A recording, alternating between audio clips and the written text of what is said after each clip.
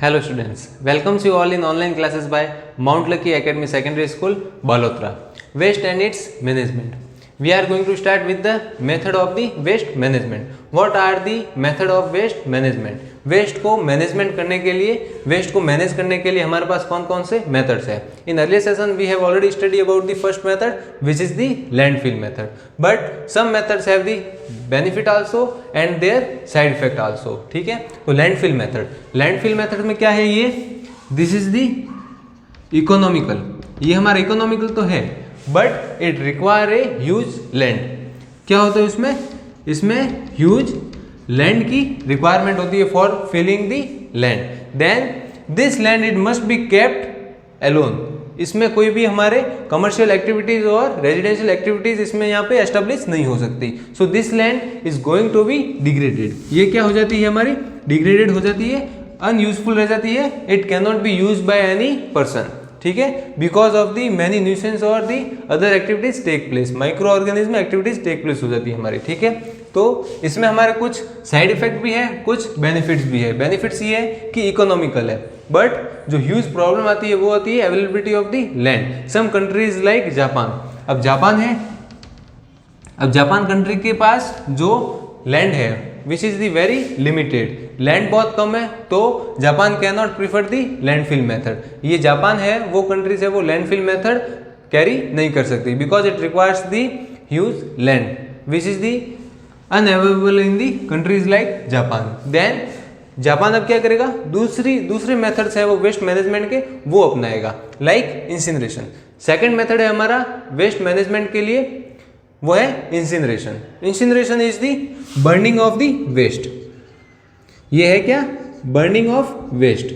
जो भी हमारा वेस्ट होता है उसको क्या करा देते हैं, बर्न करा देते हैं. This is the incineration. अब वेस्ट में क्या आ जाएगा हमारा, जैसे हमारा बायोमेडिकल वेस्ट है, बायोमेडिकल वेस्ट है which by burning of biomedical waste cause the less harm to the environment.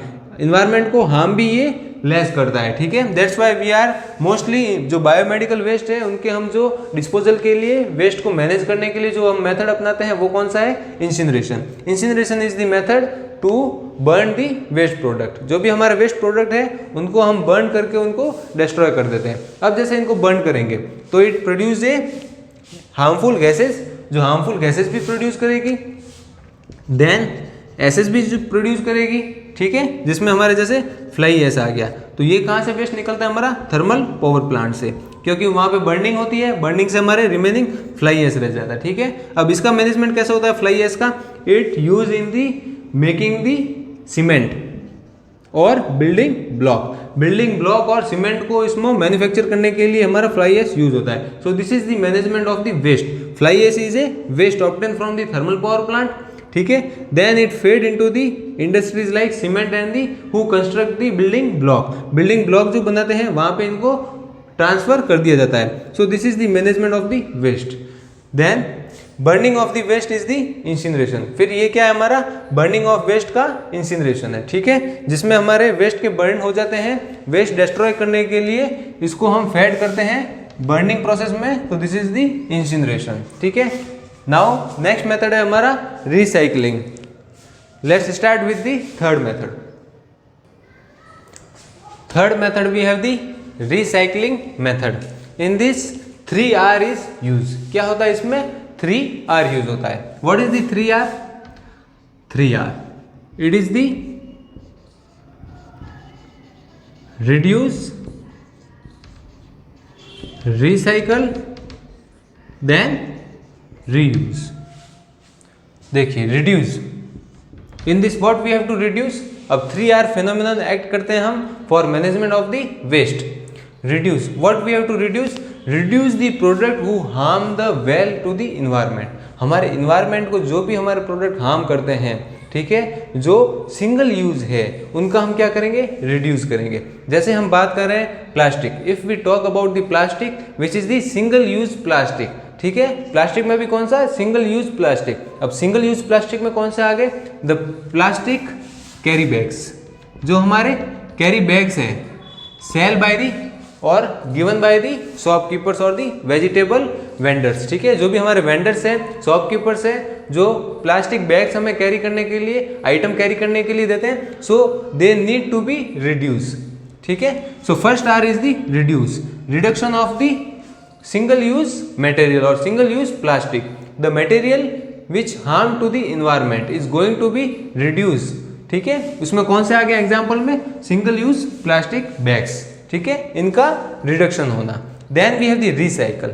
अब recycle means re plus cycle, जो हमारी साइकिल है रीयूज की, रिसाइकल की, जो साइकिल है हमारी आइटम की, उसका रिसाइकल होना, उसका रीऑब्टेन होना, ठीक है। जैसे हमारे हार्ड प्लास्टिक है और ग्लासेस हैं, तो उनका क्या करना, रिसाइकल करना, उस प्रोडक्ट को यूज करके हमें दूसरा प्रोडक्ट रिन्यू करना और रीऑब्टेन करना। जैसे हमारे जो ये कागज वगैरह है, क्लॉथ वगैरह है, तो उनका क्या करना है, री यूज करना है, रिसाइकल करना है। जो हमारे व्हीकल के टायर है, इनका क्या होता है, रिसाइकलिंग होती है इनकी। जो हमारे ओल्ड टायर्स है, they fed into the industries and their mixing is occur, mixing और क्रशिंग होती है, वहां पे उन टायर की क्या होती है, क्रशिंग होती है, ठीक है। वो छोटे छोटे पार्ट में डिवाइड होते हैं, फिर उनका केमिकल की हेल्प से वापस एक रॉ मटेरियल तैयार किया जाता है। By the help of this raw material and by the method of several for the manufacturing it going to be reobtain as A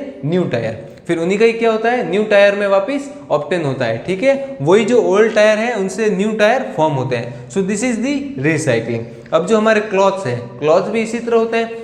then we have the newspapers and the, जो भी हमारे papers वगैरह हैं उनका भी recycling होता है। And then we have the hard plastic also, जो हार्ड प्लास्टिक होता है उनका भी रिसाइकलिंग होता है, ठीक है। जो हमारी वाटर बॉटल्स होती है, अक्सर आपने देखा होगा कि जो वाटर बॉटल्स है उसको ये जो रैक पिकर्स है वो पिक करते रहते हैं।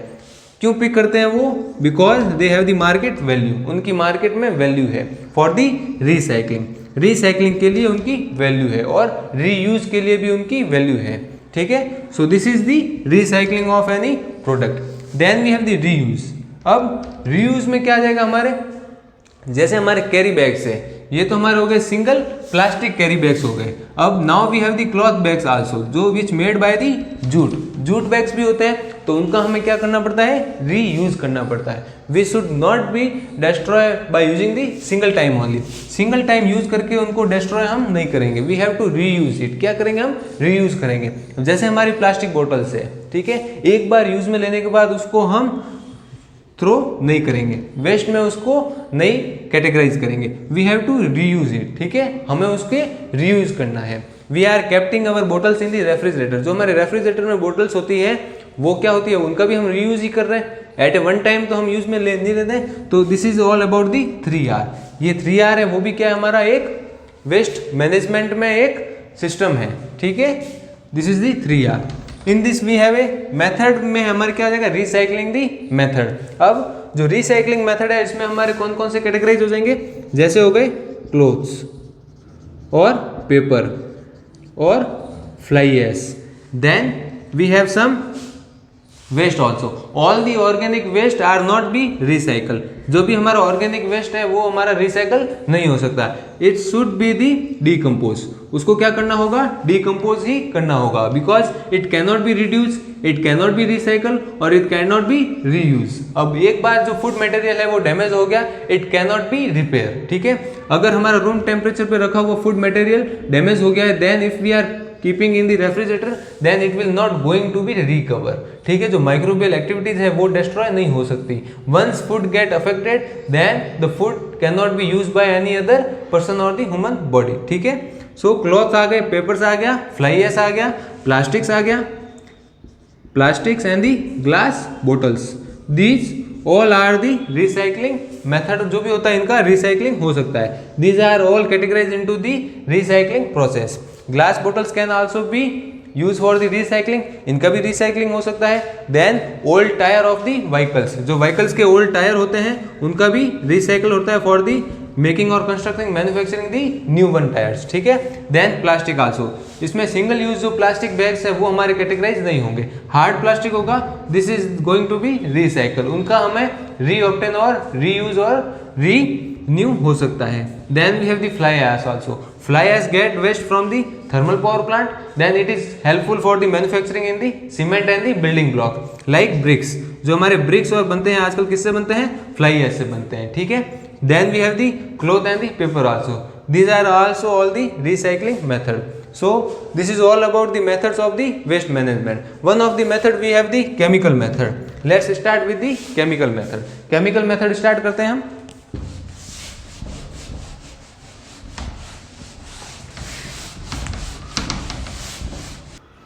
Next we have the chemical methods, chemical reaction. By the help of chemical reaction we can reduce the waste or we can manage our waste. One of the chemical reaction we have the deep sea. What is the deep sea?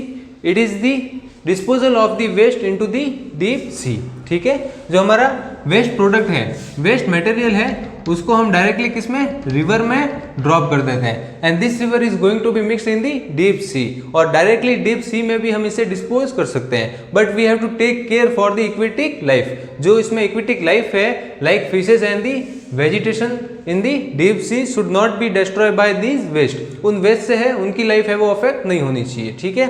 Then we have the bones, fats and blood are cooked for the production of the fat. जो fat है उसको produce करने के लिए क्या करते हैं हम, जो एनिमल्स का वेस्ट होता है, एनिमल्स के ब्लड होता है, जैसे बोन्स है, फेट है, तो उनको हम कुक करते हैं for the developing of the fat and for the preparation of the soap also. Soap को प्रिपेयर करने के लिए भी हम इनका यूज में लेते हैं. So this should not be in the beyond the limit. जो उसकी लिमिट है उसके ये बियॉन्ड में नहीं जाना चाहिए. ठीक है.